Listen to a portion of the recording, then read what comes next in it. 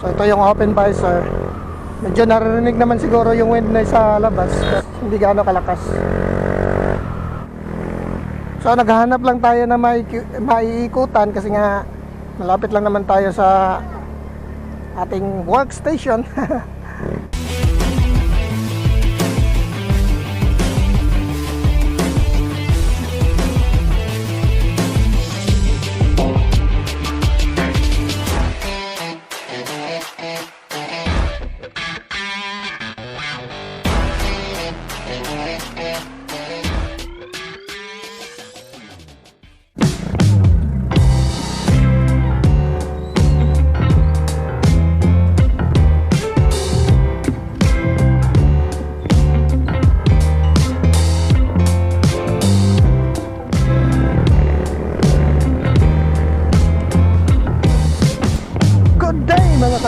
This is Nel again and welcome back to my channel.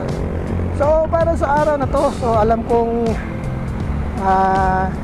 inaantay nyo to. Parang wala naman naghahantay So alam kong hinihintay nyo tong ma-upload ko to. So marami na kasi ako nasubukan na mga remedy sa wind noise natin, wind noise cancellation ng ating motovlogging setup. Una, linagyan ng bulak, ginamitan ng finger cuts ng gloves, tapos linagyan ng more cotton or bulak, mas makapal na foam, lahat na. So masking tape, so siguro lahat na ng nakita natin. So actually nakita ko din yung motovlog ni idol natin na si Sir Red ng Red Sweet Potato. So nakita ko din yun. Actually effective naman na iniipit siya sa may foam ng ating pisngi. Pero nga mayroon pa rin narinig sa akin setup na parang kumakagaskas yung wind noise niya. Ang lakas. Parang minimix yung boses natin at saka yung wind noise sa labas ng helmet. So parang nagpapalitan sila ng channel minsan. So ito nang siguro pinaka ultimate na setup ko sa ating motovlog, no? Di naman siguro parang ultimate, para kung meron pa kayong mga technique din na mas okay dito, share nyo din sa ating mga kapwa motovlogger. Itong sa akin, i-share ko din sa inyo. Kahit hindi SJCam kahit ano pa yung setup mo, ano pa yung camera mo, nagdepende pa rin yan sa setup ng ating microphone. Kasi nga yung wind noise hindi talaga natin yan makokontrol ng madalian, no? Gaya ng sinabi ko, marami ng technique na sinubukan. Siguro pang 20 na ulit na siguro to bago ko to natuklasan, no? So try natin ang close visor habang nagbablog kung anong diferensya nilang dalawa, open at saka close.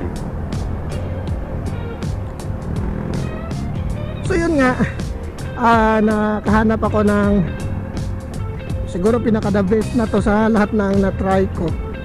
Ang clear ng boses mo, tapos yung wind noise sa labas, syempre mararinig naman yan, pero hindi gaanong annoying or hindi gaanong parang, alam mo yung parang nadidistract ka habang nanonood ng video sa ingay ng labas. So hindi na natin patagalin, ipa-flash ko na sa screen, flash ko na sa screen. So ito na yung DIY ko na kung paano ko siya sinet up para maibsan yung wind noise, or actually siguro malaking porsyento ang nawawala sa wind noise natin from natural na setup natin. Previously, ang ginamit ko na setup is yung gloves, no? Bulak saka gloves, finger cuts ng gloves, tapos in-insert dito.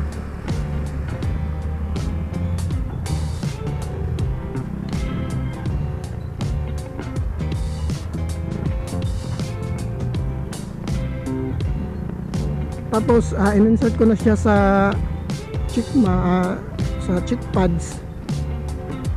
So yun.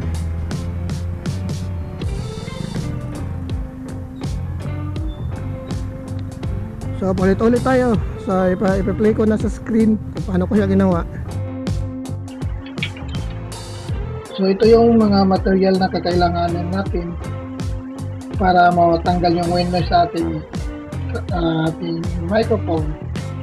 So ito yung electrical tape, bulak or cotton, tapos foam.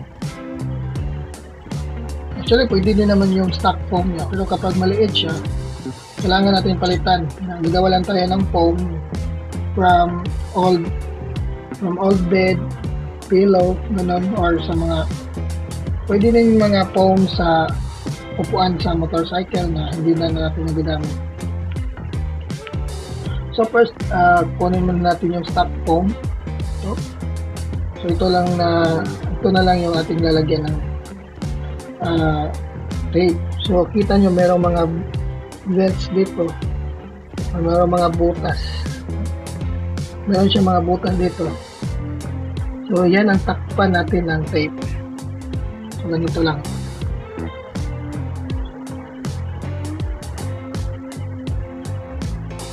Ikutan natin.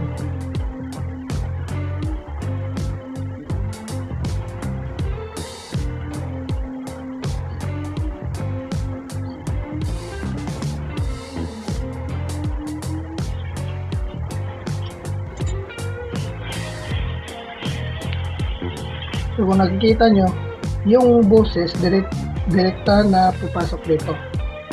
So ang gagawin natin, lagyan din natin yan ng tape. Cut lang tayo ng konti. Tapos lagay dito sa dulo.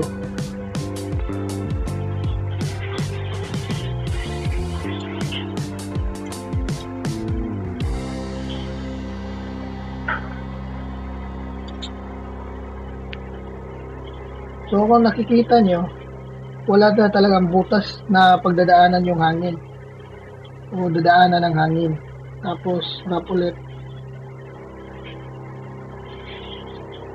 At the same time, yung tubig hindi diretsong papasok doon sa loob ng ating microphone, lalo na umulan.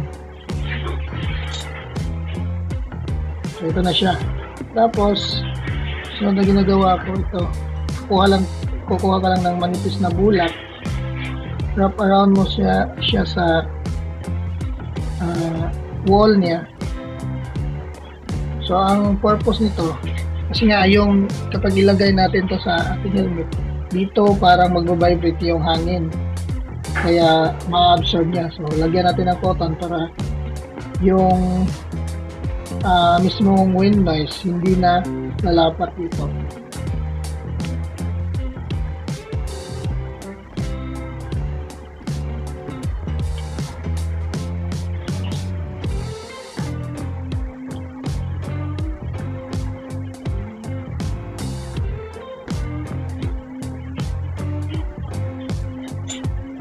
So remember ha, ito lang dito sa dulo ay pinakamanipis lang na tape. So huwag niyo lang lagyan ulit ng gapas or itong bulak or cotton. Dito lang sa gilid yung cotton. Tapos kung meron kayong extra foam na malaki, yun ang papasok mo muna dito. Tapos kapag hindi naman kasya, yung sa akin kasi hindi kasya, gumawa ko ng foam ito. Actually, karugtong lang to. Pinutol ko na siya. Sa example ko lang to. Yung ginamit ko talaga doon sa helmet ko, ganito kataas. So hindi ko na siya kinukuha. Yung in-example ko na lang din yung ibang microphone ko para makita niya kung paano ko ginawa. So actually, yung original na microphone na ginamit ko pang vlog, nandun sa helmet. So tinatamad akong baklasin yun. So dito na lang. Tapos ipapasok mo yung foam finally. So hanggang dito sana yung foam. Pero para makita nyo lang din kung paano ko ginawa. Tapos papasok mo na sa helmet mo, saan mo pipwesto. Sa akin kasi pinipwesto ko siya sa ilalim pa rin ng foam. So ito yung pinaka final result ko. Dati kasi nag-aagawan yung boses ko at saka wind noise. Kapag magsasalita ako, mawawala yung wind noise, tapos kung hindi na ako magsasalita, yung wind noise naman ang papalit na mapipick up dito sa microphone. So ito yung pinaka DIY ko na masasabi kong pinaka-effective sa lahat na na-try ko na mga remedy about wind noise. So yun mga ka-riders, nakita nyo na yung aking setup. So gayahin nyo na lang. So hanggang dito na lang tong vlog na to. Maraming salamat. Sa mga baguhan pa lang sa aking channel, inanyayahan ko kayong mag-like, mag-comment, mag-subscribe, at i-click na rin yung notification bell para magiging updated kayo sa mga susunod na mga video ko gaya nito. So this is Mel again na nagsasabing just ride safe, stay at home, stay safe, God bless, and bye bye.